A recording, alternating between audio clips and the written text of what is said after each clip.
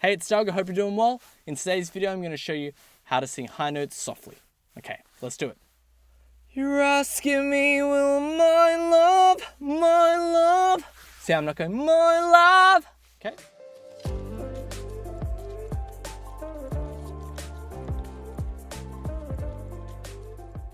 So before I give you an explanation of how to actually sing softer, I just want to give credit to Phil Mafaraj, who is my sing teacher, who also made a YouTube video on this topic.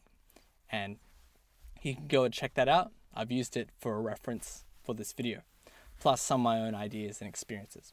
So a bit over a year ago, I was singing this song Something by the Beatles, and in the bridge section, I did sing it in the louder, more belted sound, which I felt suited the song, and it was much more like the original version of the song. But I realized that I could strip back the volume, keep it soft, and still retain the high notes. You stick around, now it may show. Well, I don't know,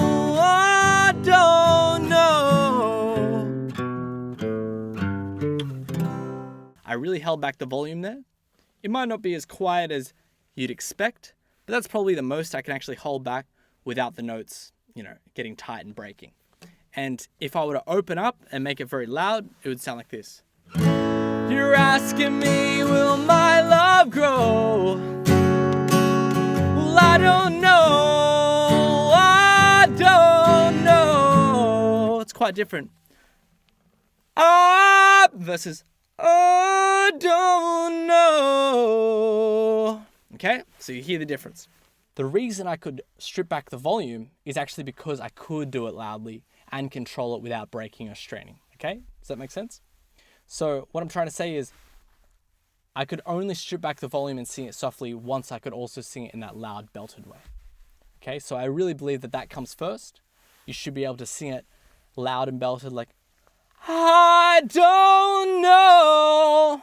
Big, tall and open mouth, big belted sound first, and then be able to strip it back to, I don't know. Because that loud sound is what I guess is the foundation of the sound, and then you're just coloring it by closing the sound down, okay? So if your voice is already breaking as you try to sing into the high range, going softer probably won't help it. And that's why it's so necessary to be able to sing, softly to loud in the notes that you want to sing, like,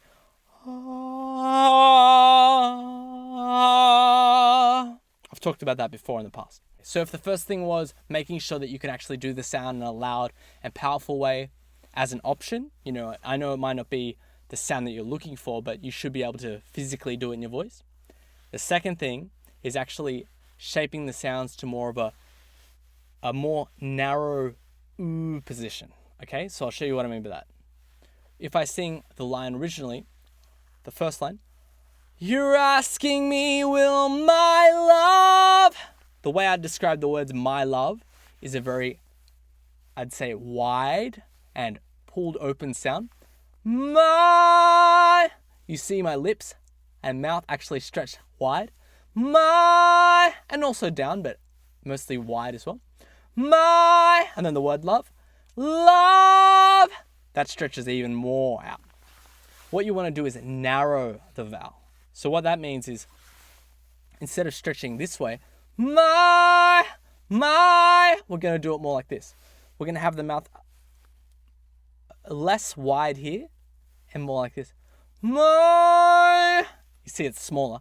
My, and then you can pull back the volume a little bit. My love grow. Will my love grow? Okay? Then you can actually open up a bit more downwards. My love. And it will make it a little bit more loud than closing your mouth completely. My love. Like that. But if you open up wide, it's just going to make it what we described earlier as splatty. My love. Okay? Another thing that I want to point out is that as you're seeing this sound with the mouth more small and less wide and pulled open, you also want to be sending the sound more towards the soft palate. So the head resonance, resonating up here. Now that's going to happen naturally as you tend to close the mouth, because as Phil mentioned in the video that he made, when you have your mouth open like this, oh, the resonance of the chest actually comes through a lot more in the mouth resonance. Oh, when you close your mouth, it tends to move higher. So what I do is I actually close the lips more, or I should say more accurately, make it smaller, but still open up downwards. And then I send the sound more up to my soft palate or the head. Okay, so I'll do an example. You're asking me, will my love. See, I'm not going, my love. Okay, so I'll do another demonstration with the harder line, which goes the higher pitch line. I don't know. So if you want to make that quieter, we can make it more of a narrow oo sound. Oh, instead of I, instead of a ah or I, we make it more I, more I. And the same thing for the rest of the words. I don't know. The last thing that I just want to leave you with, just a quick tip in case this might come up. If it feels like there's a lot of pressure still in the body when singing softly, that's actually normal. So the same amount of pressure that I feel when I'm belting loud, I actually feel when I'm taking the volume quieter. It really doesn't feel that different. It almost feels exactly the same. It's just that the mouth and where you're setting the resonance feels like it's a little bit different. The actual body still feels like it's supporting the same amount of mass and tone.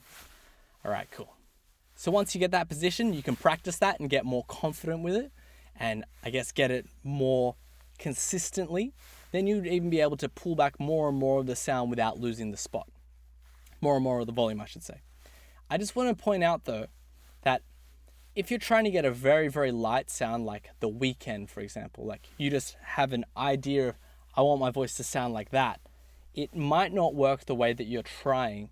And the reason is because everybody's voice is different, right? But especially when it comes to something like the amount of mass that you have, the amount of weight that comes through in your voice, for me, that's basically all I can strip back. There's not really that much further that I could strip back and still retain, any resemblance of a good tone. Okay? So everybody's going to have their own unique experience when trying to hold the sound back. So don't really get caught on the idea of, sounding like someone with a very thin voice because your voice might be a bit thicker. You just kind of have to let the voice respond the way it's going to respond and do your best to get the best sound that you can out of your own voice. And Phil actually touches on that in his video too. And I think it's incredibly correct. There's really nothing more you can do than get the best out of your voice and not try to copy someone else's sound, So with that said, that's the end of the video. Now you can actually go and check out my free 5-day vocal course that will be delivered to you via email if you sign up below. Make sure you give this video a like, subscribe if you hadn't already, and feel free to leave me a comment on whatever topic you'd like me to talk about in the next video, okay? Okay, so I appreciate the support, and I'll see you in the next video. Bye.